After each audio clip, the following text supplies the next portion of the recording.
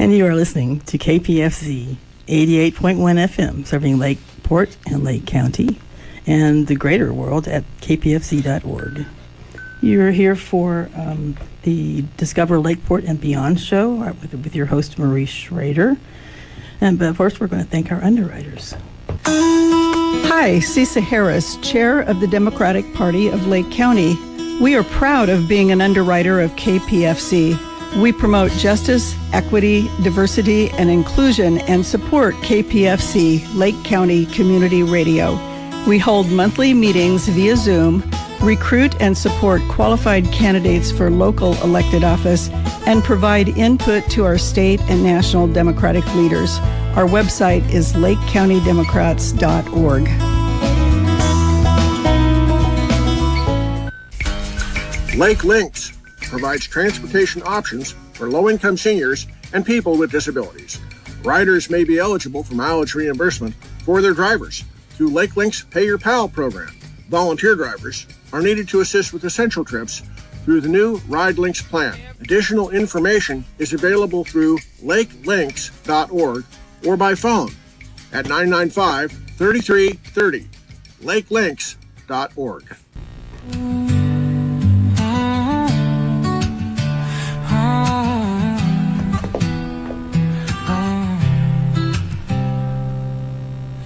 Take a journey to a place so dear, where the mountains meet the sky and the lakes are clear.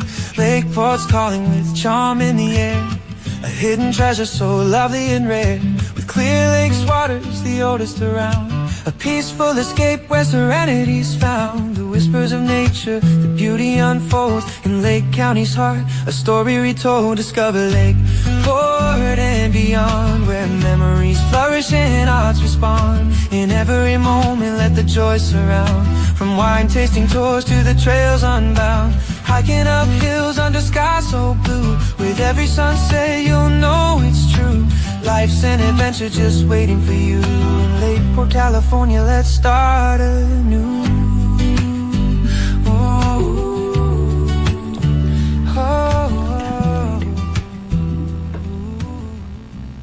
Well, good morning. Welcome to Discover Lakeport and Beyond, broadcasting right here from beautiful downtown Lakeport, reaching listeners throughout Lake County. We're your local connection to the people, places, and happenings that make our community so special. I'm your host, Marie Schrader, and I'm so glad you joined us today. At the council, keeping us sounding our best, we have Terry Kiplinger. And here's how the show works. Each episode, we will welcome a guest into the studio to talk about something related to Lake County, whether it's local history, community projects, small businesses, events, public services, or the people who help make this county thrive. And this is your show, too. During the program, we'll be taking your calls. You can phone in to ask questions of our guests or to share information about upcoming events happening anywhere in Lake County. If it's going on in our community, we want to hear about it. So settle in, tune up the volume, and get ready to discover Lakeport and beyond. Our phone-in telephone number is 707-263-3435. I'd like to start each show with telling you the things that I have on the calendar that are happening coming up here. Today is March 2nd, and so from 8:30 a.m., which has already started actually, to 4:30 p.m., the Lake County Quilt and Arts Fiber Club is meeting at the fairgrounds. If you have a project that you want to enter into the fair, this is a great way to get some help to be able to do that. I know Kim from the quilt store here in Lakeport is heading that up, and she'll do a great job with that. March 5th is karaoke at Canocti Vista Casino from 8 to 11:30 p.m.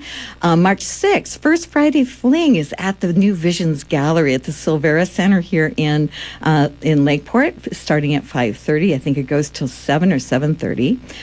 On March 7th, something that's near and dear to my heart is another pickup of A Simple Gesture from 9 to 11. And anywhere that you are in Lake County, we have a chapter that will cover you. So if you are interested in helping us help reduce food insecurity in our county, sign up for that. That is, and then you go to www.joinasg, that stands for A Simple Gesture, joinasg.org, and you put in your zip code, and it will put you right in the place where you need to be. And it's not too late to sign up for this weekend's pickup. March 7th is the Mother-Son Dance at Conocti Vista Casino. Oh, they just had the father-daughter dance, and I saw some pics from that. It was so cute. March 7th, we have the Astrid, I think it's Kulanic, Transatlantic Exploration Company at the Soparis at 7 p.m. March 8th is the Pianist Benefit Concert at the Soparis at 2 p.m. March 12th, we have the second Thursday Writers Circle at Main Street Gallery at 5 p.m. Next, on March 14th and 15th, we have the Clear Lake Team Bass Tournament, which is going to be down at Library Park on both days starting at 5 a.m. And I hear the boats go off every time they do that event from my house. So it's at 5 a.m. It's a wake-up call on the weekends. March 14th is also Story Walk at Clear Lake State Park. If you are doing that, you get free entrance to the state park. And it's a wonderful, that's put on by the Literacy Coalition, and they do a great job with that. Also on March 14th, this is all Saturday, the Ladies of the Lake Quilt Guild meet at United Christian Parish at 10 a.m. So if you're a quilter, that's a really good thing to do. March 14th is also the Pokemon Trading Card Tournament at Kingdom Games here in Lakeport at 2:30 p.m. It's also the drive-through crab feed put on by Lakeport Rotary. That's at the fairgrounds. You have to get tickets for that, but the pickup starts somewhere between 4:30 and 5:30. And if you like swing dancing, this is a new thing that Lavender Moon Studio is doing. They're having swing dance lessons on Sunday, March 14th from 6 to 7 p.m. at Lavender Moon Studio. So come on over and do some swing dancing with them. It's going to be a lot of fun. So today, and by the way, if I was too fast for anybody, which I'm bound to be too fast on any of that, you can actually access all of that information that I just read on the Discover Lakeport CA website. That's www.discoverlakeportca.com. And I have a community calendar, and all of the details for those events are listed on there. So this morning, I would like to welcome into the studio our guest today is from the Red Cross, and it's Shannon Kimball Auth, and we are going to be talking about resiliency centers. Welcome, Shannon. Well, thank you. Glad to be here. Yes. So let's start off by the question that I get most often is, what is a resiliency center? Yeah, so a resilience center does not have one single definition. I would say that resilience centers are like snowflakes. Everyone is unique. Mm-hmm. And when those snowflakes bind together, then you have something really powerful. Yeah. So the base organization that we have in Lake County is through the COAD, Community Organizations Active in Disaster, and that's the Resilience Hub Work Group. Mm-hmm. The Resilience Hub Work Group is the connection of all these very different and unique, there are 14 that are various stages of development right now, and they work together through that work group. Very good. Okay, so you said there's 14 of them? I didn't realize there were that many. Yeah, there are 14, but again, they're at various stages of development. We started in 2023 with 7 original sites, and now we're up to 14. So that's exciting. That is very exciting. So, of the ones that are up and running, where are they located? Yeah, so they're all around the lake, and they're all different kinds of agencies. So there are 5 churches that are part of the project. There are 3 senior centers, 1 Mountain Lions Club, 2 peer centers, and 3 tribal partners. So we really cover around the lake, but that is not to say that every community around the lake has been covered. Last Tuesday, I did a presentation showing a map, which is a little hard to do on the radio. Yeah. But I shared a map with the Board of Supervisors, and so immediately one of them commented that there's not a resilience center in Hidden Valley. There's not a resilience center in Spring Valley. And those are areas where we'd like to have one. But at the absolute heart of it, a resilience center, even though it might be very unique from any other one, at the very heart of it, they do share some things in common. And the first is that they're already in a community. So when we're talking about looking for new resilience centers to bring into the hub project, we're looking for somewhere that has a site, that has a physical location within a community where the community can come and already do because they trust that agency, which is why you see such a diversity. Some are churches, some are senior centers, some are peer centers. In some communities, the libraries are really important resilience centers. That's not the case here. You can go to the library during the open hours, but not when they're not open. Right. So they have to have a physical location. They have to have a person committed to the resilience project to collaborate with other agencies, because no one of these agencies can do it on their own. This is in addition to the work that they're already doing, which is important.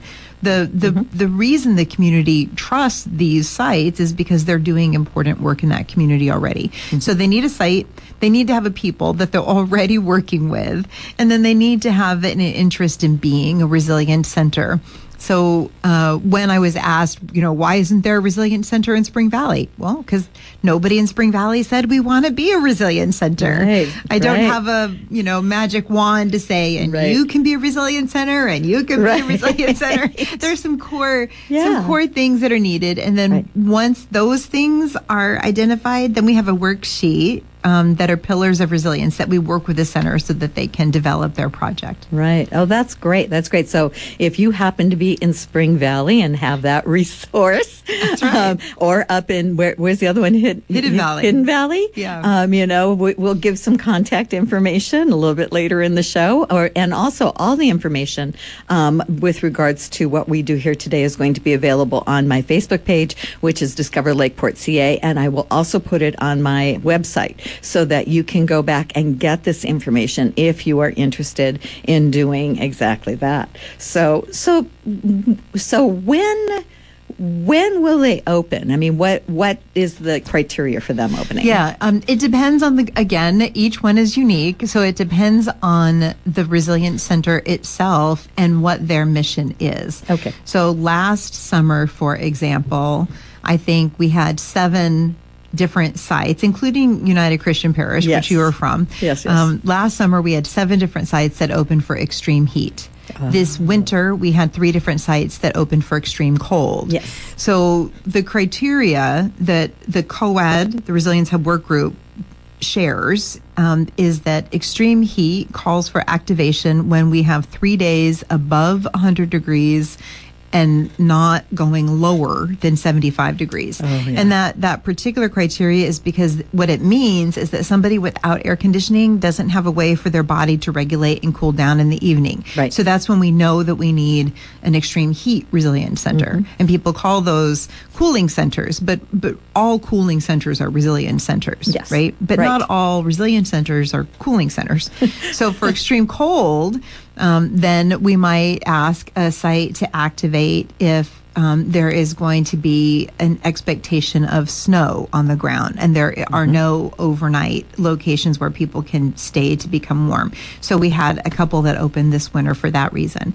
So it just depends. And then there are other things that they may open for, and we, the Red Cross, we, the Resilience Hub Work Group of the COAD, we don't tell anyone to open. What we do is share the information. The conditions are right for the need to be present. And please let us know if you're going to open. And then once centers let us know that they're going to open, we connect with Lake County Lake County OES, and they will be able to put it on their website who is open and what hours they will be open. Oh, great. That was one of my next questions is how do you get the word out, about this? Because that's a hard thing in this county. Yeah. Yeah, it is. Last summer, when we opened for the extreme heat, and maybe it was 2 summers ago now that I say this, but in any case, we did a variety of communication strategies. So one communication strategy was that we put a flyer with listing all 7 of the open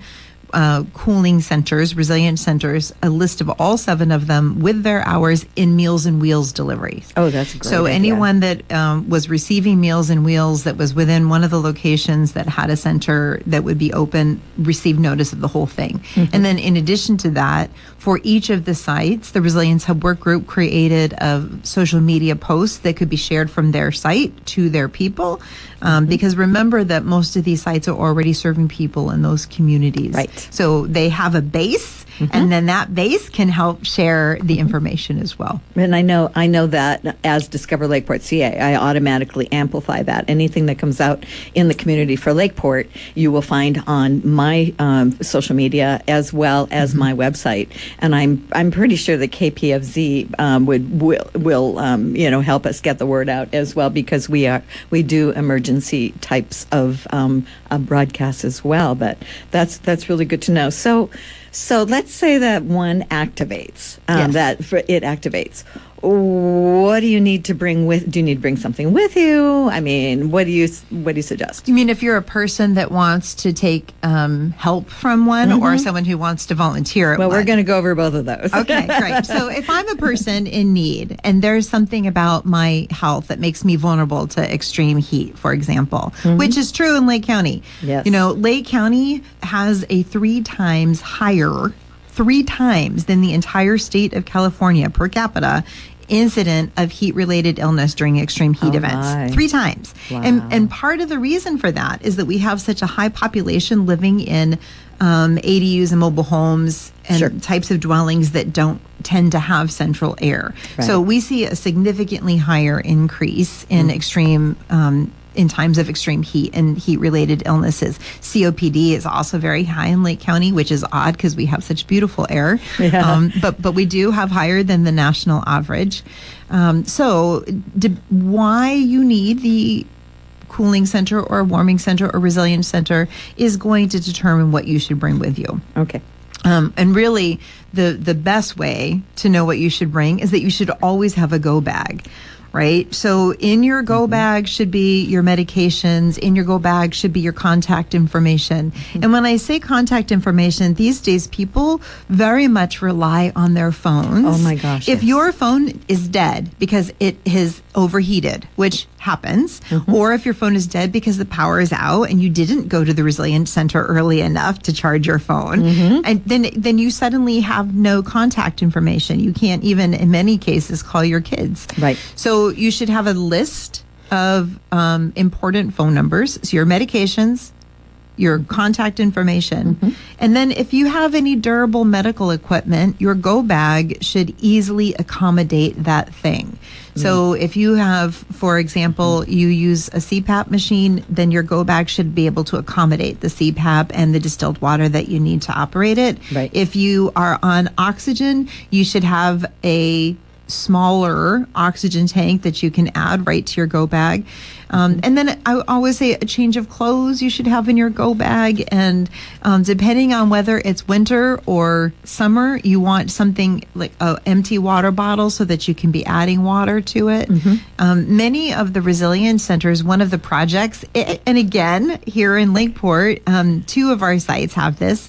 We installed hydration stations. Yes. So you don't need to use a single-use plastic bottle every time you drink water. Right. And you need a lot of water in times of extreme heat. Yes. So in your go bag should be a water bottle, something Right. that you can drink out of. If you have pets, you should have a collapsible bowl so that your yes. animal can get water. Yes. There should be a leash. Some resilience centers allow for animals to come inside. Some do not. Right. Some have an outside area with, misting streams so that the animals can get cooled. But whatever your unique needs are, you should have those things in your go bag. Yes. And that's what you should bring with you when you go, even to the Resilience Center. And don't forget a phone charger. Yeah. Please don't forget a phone charger. I mean, there's so many. It's interesting because yes, I work with United Christian Parish, and I'm out, gathering things. When we had a list of things, that we wanted to kind of have on hand for our Resilience Center, and we said, well, for a phone charger. And do you know how many different types of phone chargers there are in the world? Oh, it's a lot.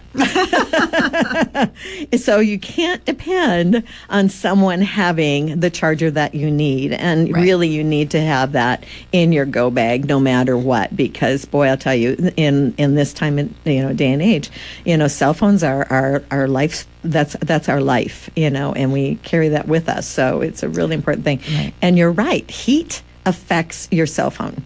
It will drain your battery faster. Mm-hmm. It will make it, it'll shut your phone down completely, because if it overheats, it's going to protect itself. They're better at protecting themselves than we are sometimes, you know, in there.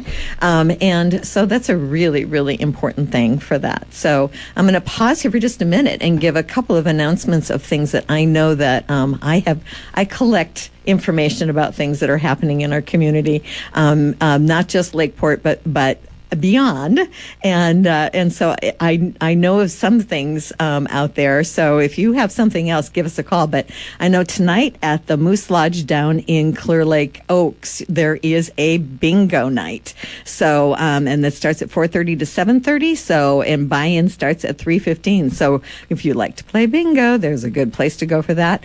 Have you heard that One Team One Dream has transitioned?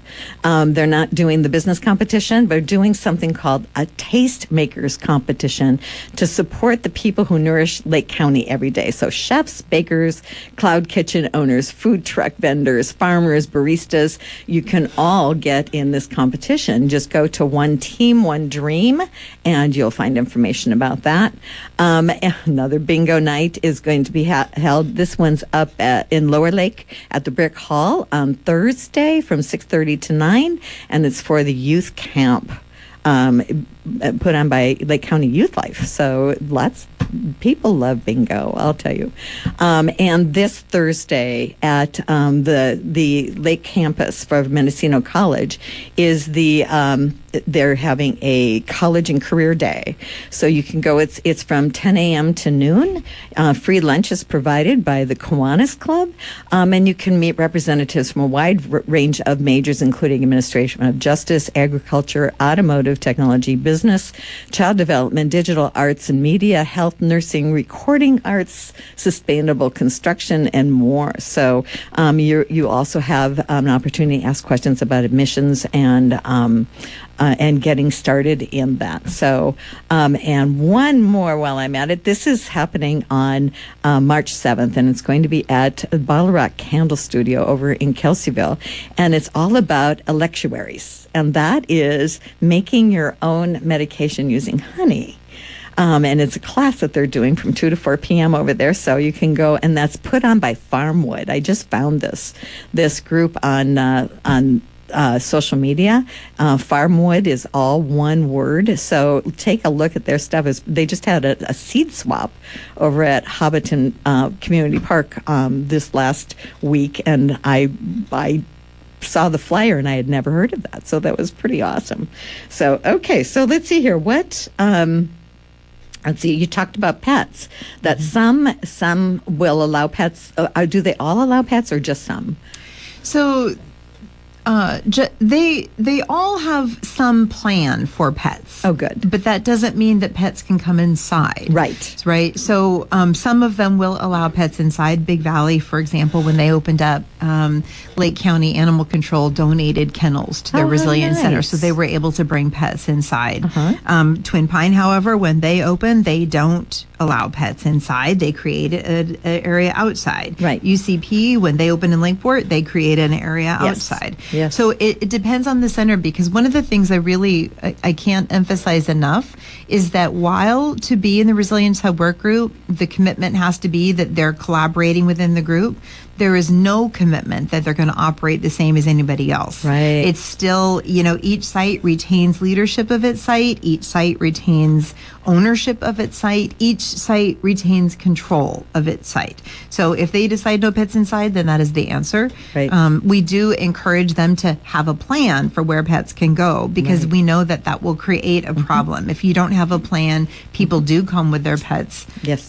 So there needs to be a plan for it. And we work with each site on what we call these pillars of resilience, and we'll go through questions with them to see where they are at, or if there are any areas where they may not have thought through being ready to open and having people from the public come. Right. Because the other thing is that if we are resourcing it either from the Red Cross, although I'm speaking more about the COAD at this moment, if we're resourcing any of these centers, then the centers need to be open for everybody, right? There can't be like certain categories of people who are excluded.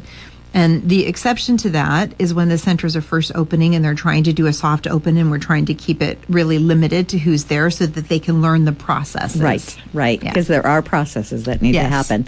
As I know, on Christmas Day, I know United Christian Parish opened because there was a big storm coming in, and it was really cold and really wet, and so I was there that day for a few hours and learning. That was my first experience of actually being the volunteer there. So I happened to have a couple hours on Christmas morning that I could do that. Nice. So it was a really good experience that we had. I think we had 5 people come in and seek shelter from the elements. So that was really good.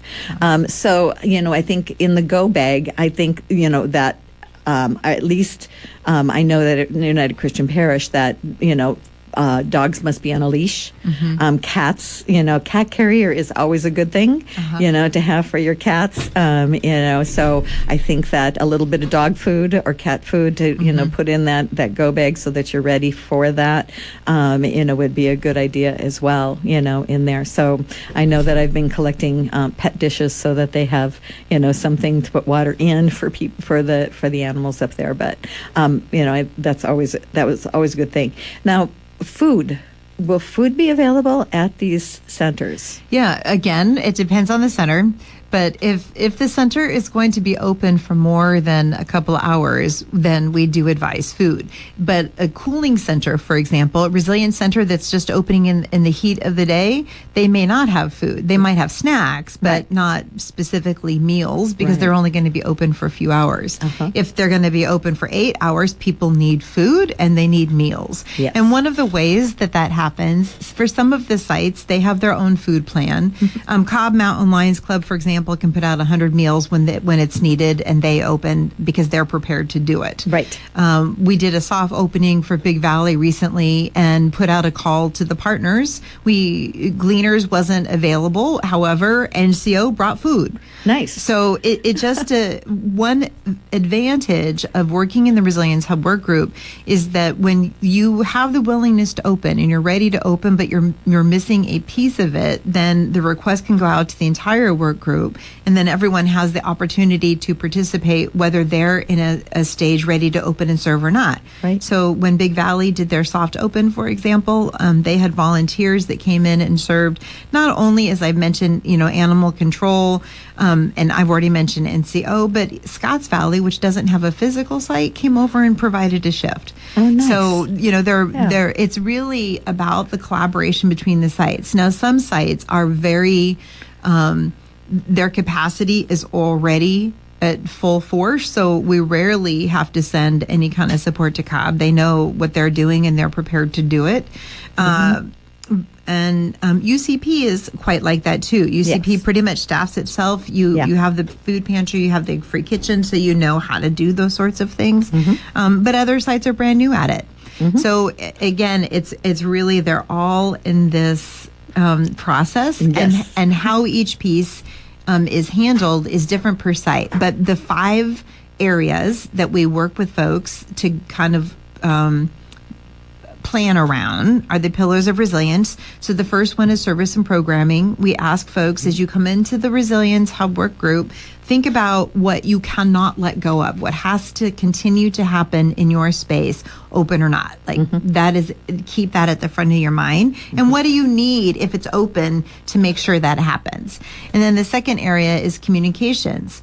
We know that when power goes out, then there's also the capacity for cell towers to go out. Yeah. So we have provided training for all of the resilience centers to do GMRS radio training. Oh, wow. So that they can participate that. Any of the centers that agreed to come to the training, we gave them 1 or 2, depending on the site, GMRS radios. Wow. And some of that was funded from the CHARM project, which is Community Health and Resilience Mobilization. Wow. And that's a National Institute of Health study that's happening in Lake County right now, which is very exciting. Wow. And some of it was funded by the Red Cross. Yeah. It depended, on which class people happened to be at.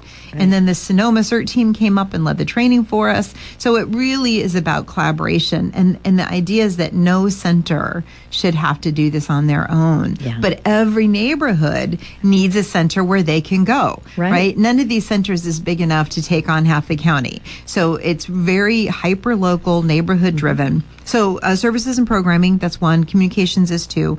The third is resilient building and landscape. We look at how can your space accommodate people?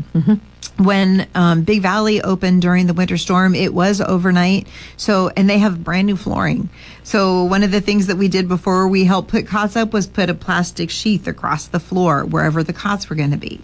So resilient building is also looking at what impact will you have, how you open, if it's overnight, if it's during the day, what things need to be present. Do you have tables for people to sit at? Do you have enough chairs? Can they come inside? Can they come outside? Do you have safe ingress and egress? Do you have a security in place so that your people know what to do?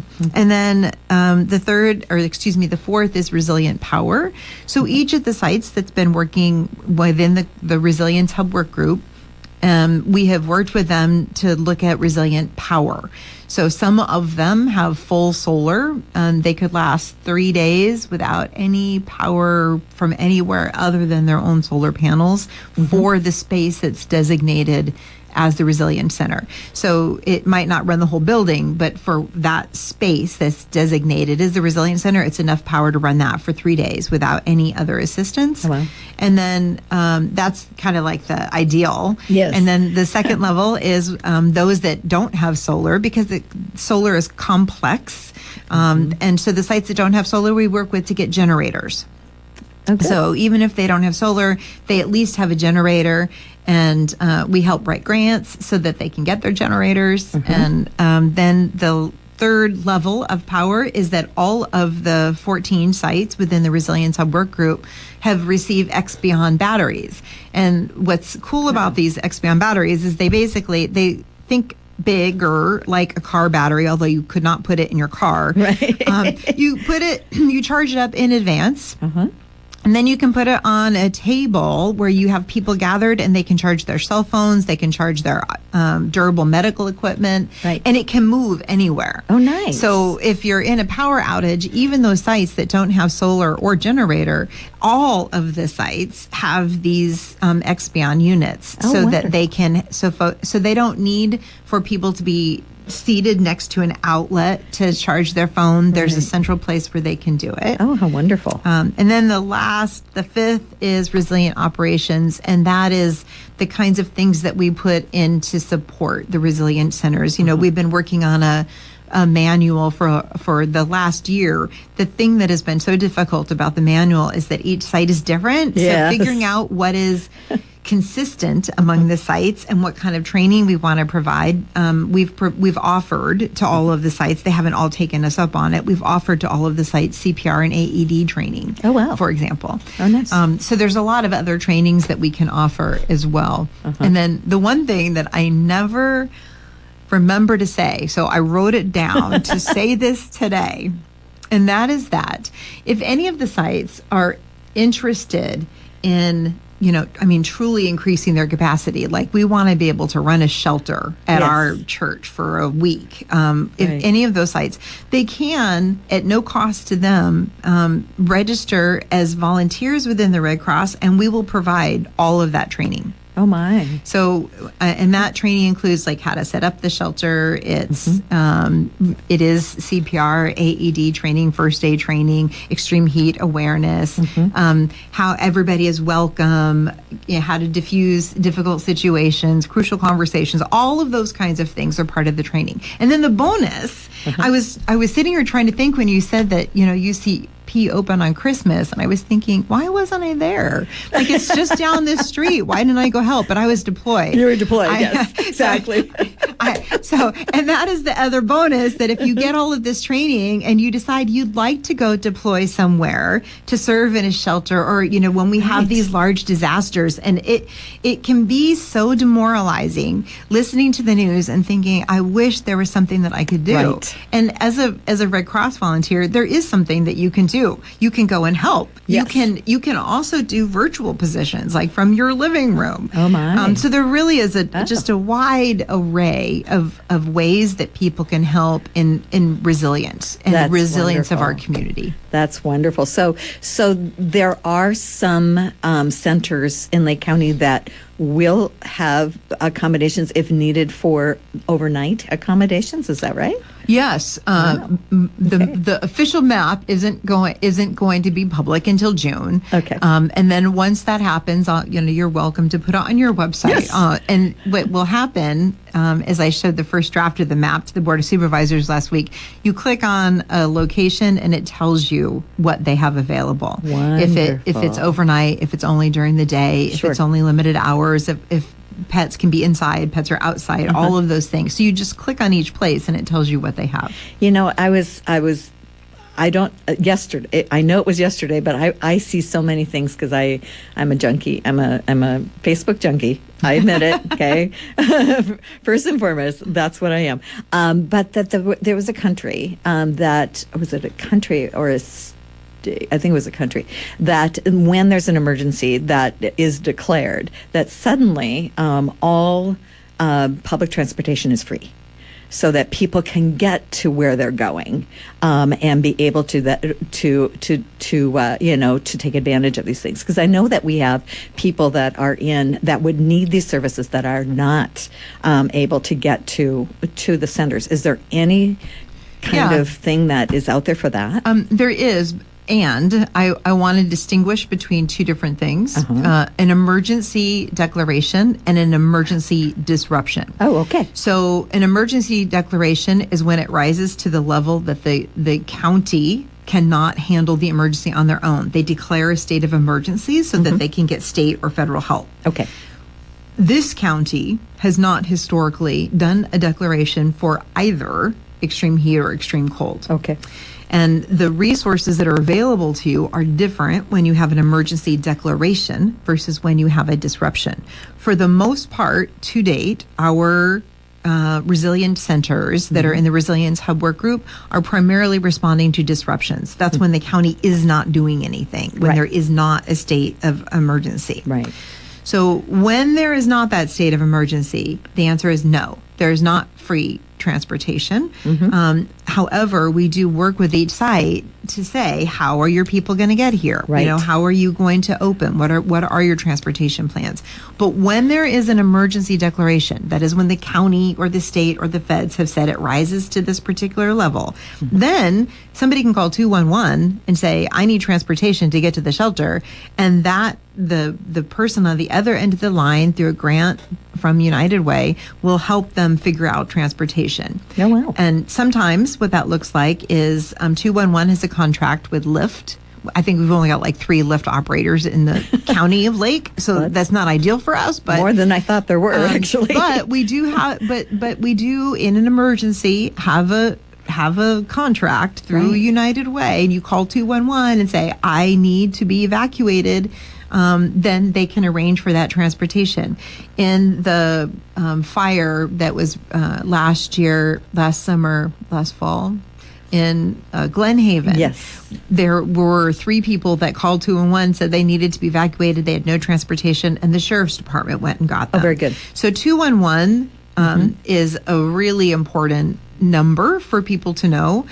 When I was little, I remember like the big thing was to call 411. 411, You know, yes. you call 411 and get information. But nowadays, especially in disaster, 211 is the number to remember. And if you are in an evacuation emergency during a declared disaster, you can call 211, and they will not only help you figure out transportation, they'll tell you where you're supposed to go. Oh, like that's what great. is the site that is ready to receive you. Oh, that is Yeah. really good information. I did not know that. Actually, I am in the era that I remember when 911 became available. That too. And that was actually, it was very interesting because it was in rotary phone time. So it was not and that's the reason why they didn't, because it took forever for that nine to click back down. And then, and then the 11, that's why that 11 became so important, because that rotary phone took so long for the first number to get there. So very interesting. So, but even with 211, the thing that I would really like to emphasize is that you should not allow yourself to be in a position where you have no resources. Yes. You need to be communicating with your neighbors, with your friends, with your family on a regular basis. You need to have your go bag ready. So personal preparation, the Resilience Centers and the Resilience Hub Work Group, it cannot replace what you can do in terms of personal preparation.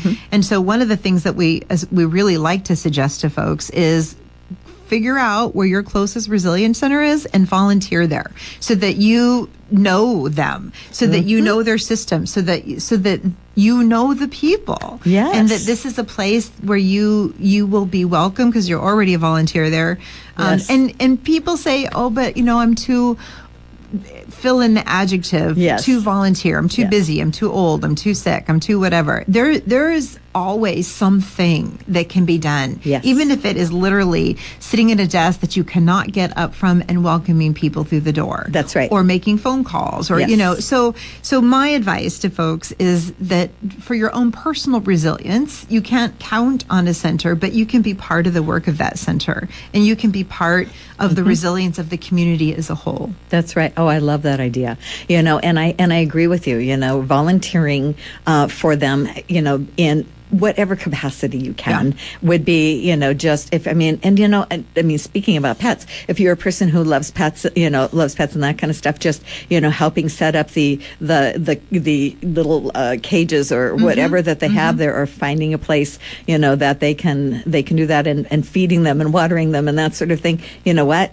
We'd welcome you for that, kind of thing. So that is really absolutely, and that actually, because I was going to ask you about volunteering at the centers, so, I think more than anything else, it's the preparation of knowing where they are, and then, making that plan of how to get there if you need that, especially if you are a person without transportation, to be able to get there, because, transportation, this big lake and beautiful lake that's in the middle of our county, is very difficult to navigate at times. And so having the resource to be able to know how to do that. And you know what? And if you're a person who has that transportation and you have neighbors that do not, to check on them in these extremes, the extreme heat or the extreme cold, just to say, hey, how you doing? Are you okay? Do we need anything? Can I help you?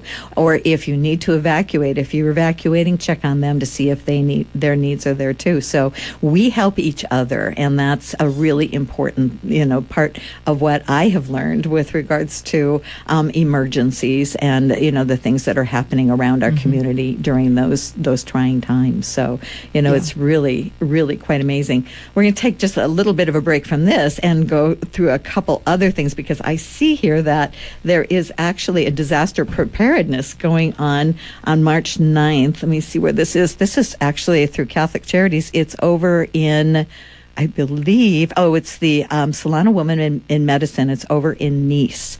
And they're doing on March 9th from 1:30 to 2:30.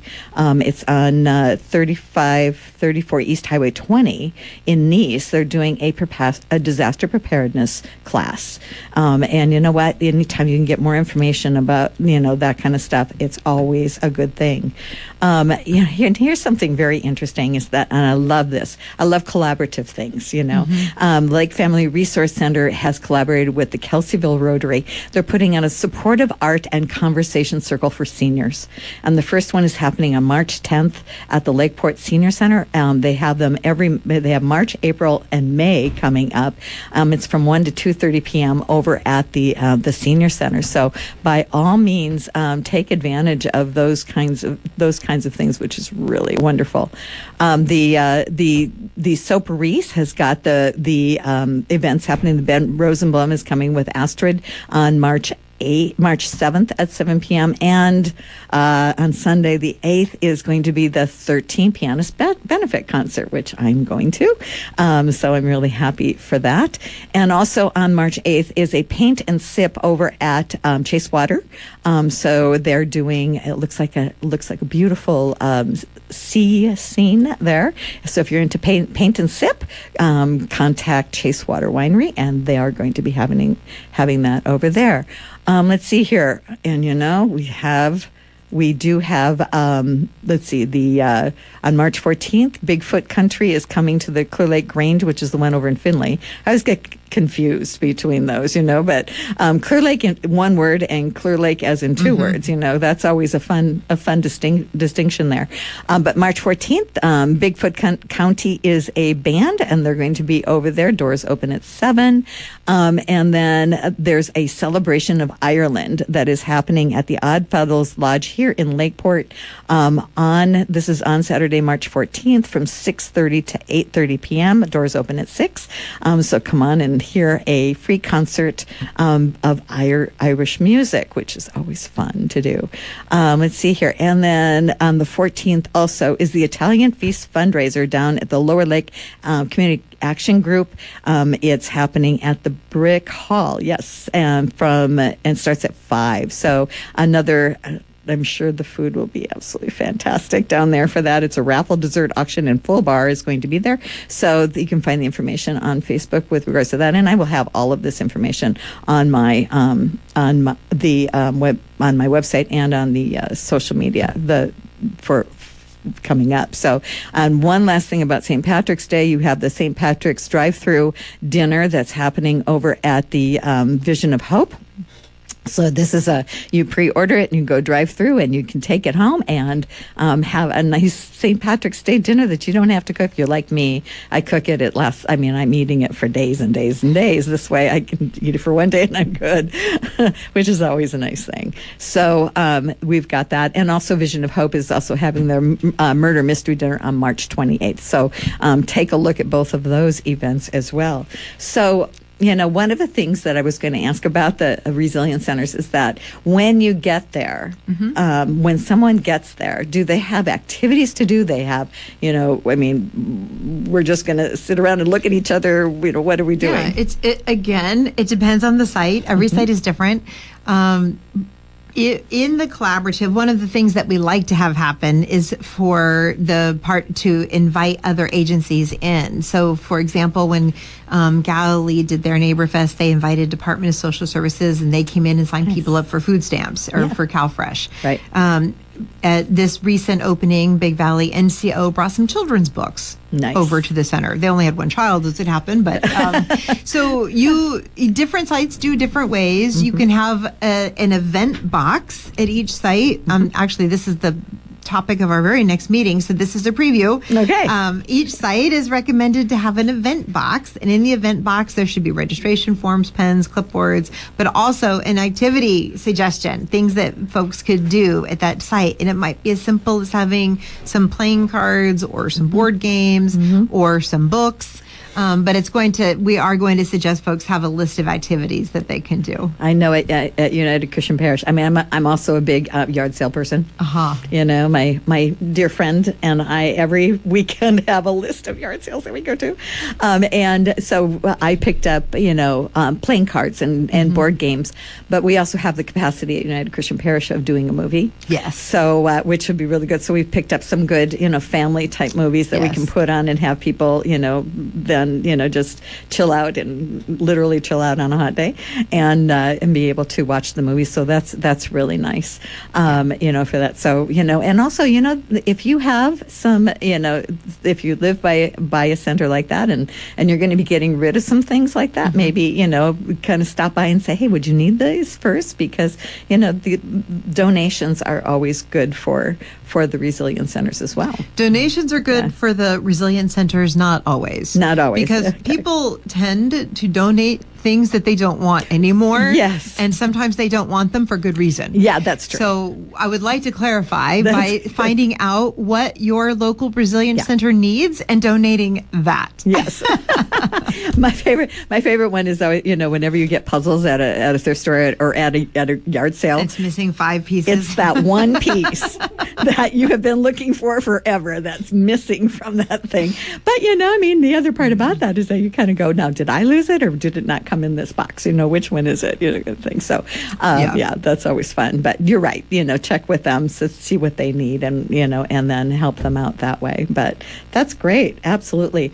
So, no callers today to be able to tell us about anything. I do know that that we have a CTA training coming up. That's the Certified Tourist Ambassador. If you're a person who loves Lake County and wants to help promote Lake County, by all means, go on the Chamber of Commerce website and you'll find information about becoming a CTA. And that's always a wonderful thing. I know I'm going to be putting on, we have Easter coming up in a month. And so I'm going to be putting together some information about Easter around the lake so that people know where all of the egg hunts are and, the celebrations that are happening with regards to that, because that's happening.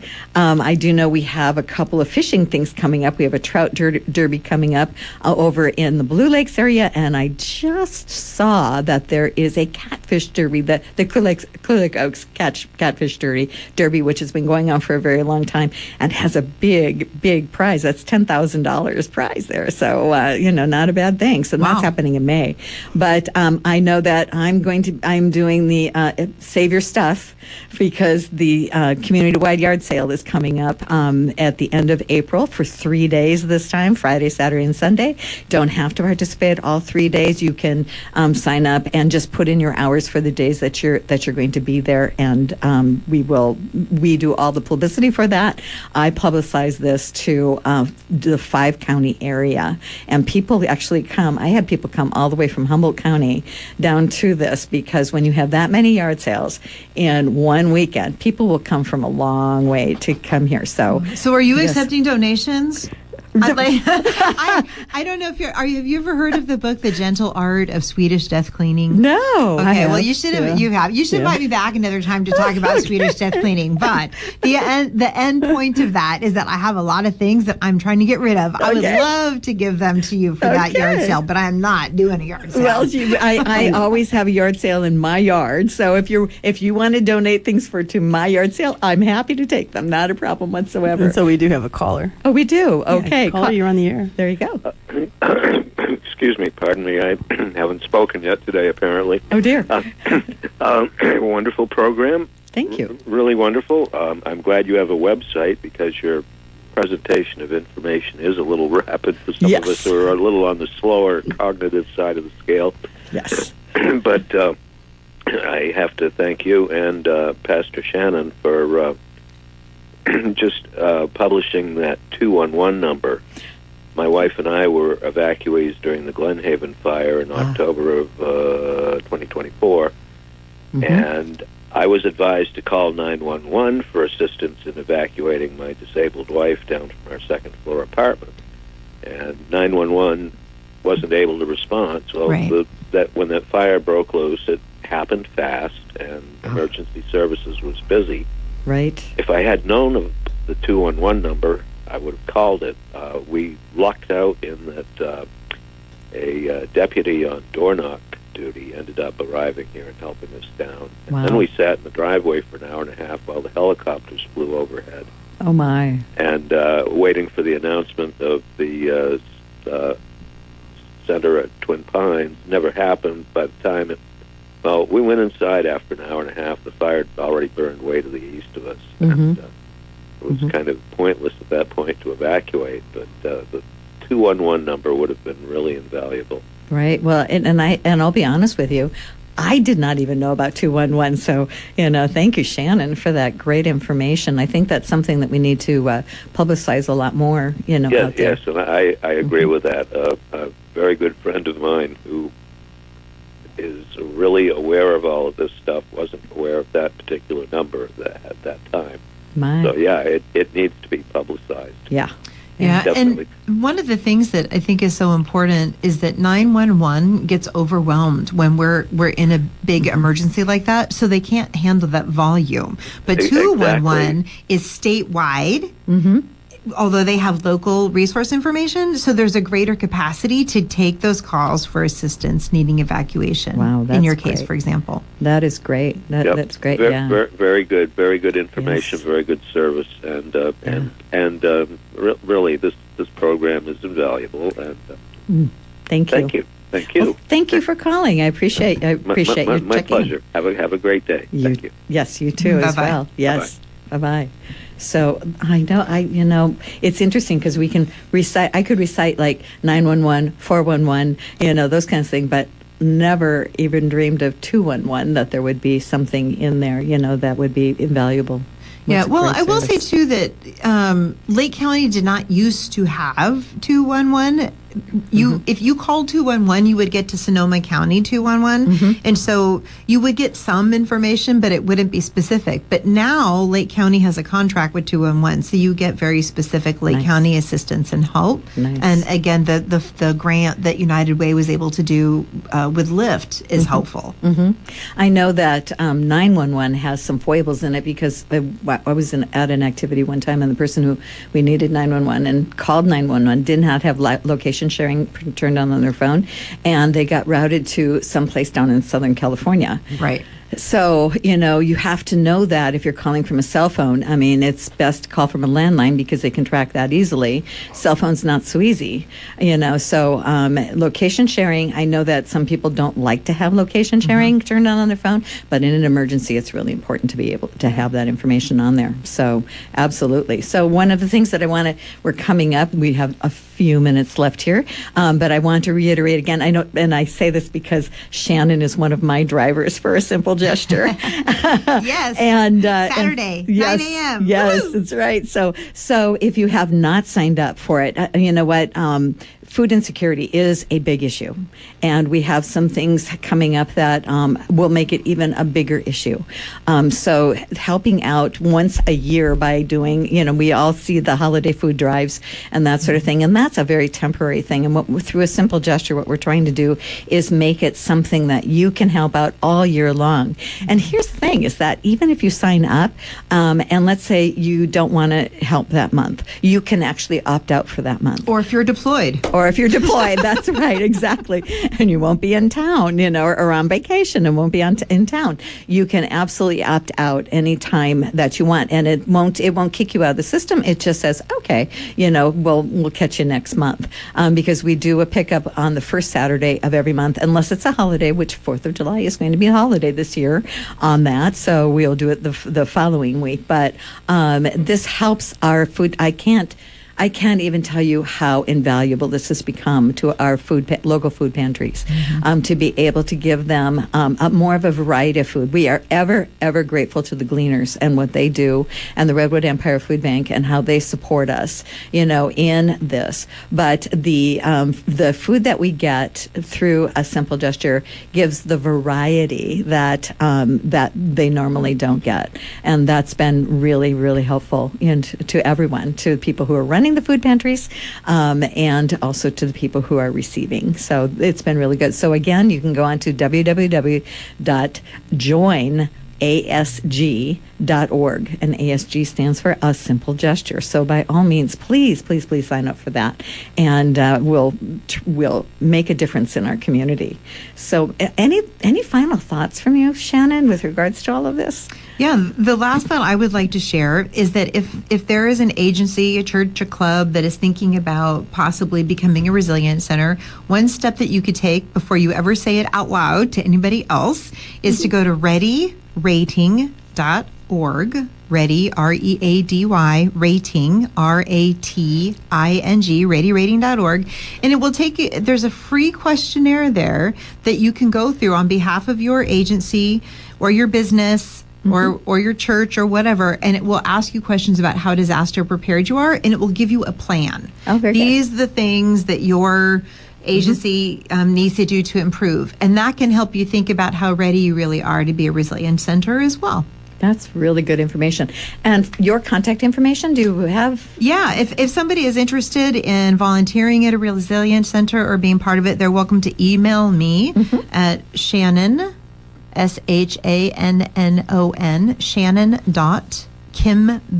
like ring a church bell, auth, KIMBELLAUTH at redcross.org. And you can email me at shannon.kimbelloth at redcross.org for information about the COAD, the Resilience Hub Work Group, or if you'd like to become a Red Cross volunteer, I'd be happy to talk to you about that too. There you are. I know. I mean, I am absolutely in awe of what you've done with the Red Cross and, your dedication to helping communities all over the place, because you've been many different places. Yes. Holy smokes. That's a different show. That's a whole different show. You're absolutely correct. Oh, my goodness gracious. But very, very good. So, all right. So let's see here. I'm looking at my things. I think we actually got everything that was on my list.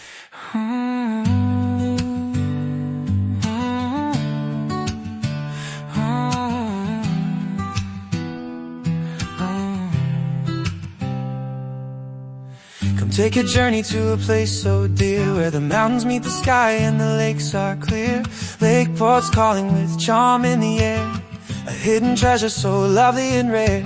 With Clear Lake's waters, the oldest around, a peaceful escape where serenity's found. The whispers of nature, the beauty unfolds in Lake County's heart, a story retold. Discover Lakeport and beyond, where memories flourish and hearts respond. In every moment let the joy surround, from wine tasting tours to the trails unbound. Hiking up hills under skies so blue, with every sunset you'll know it's true. Life's an adventure just waiting for you. In Lakeport, California, let's start anew. Ooh. Oh, oh.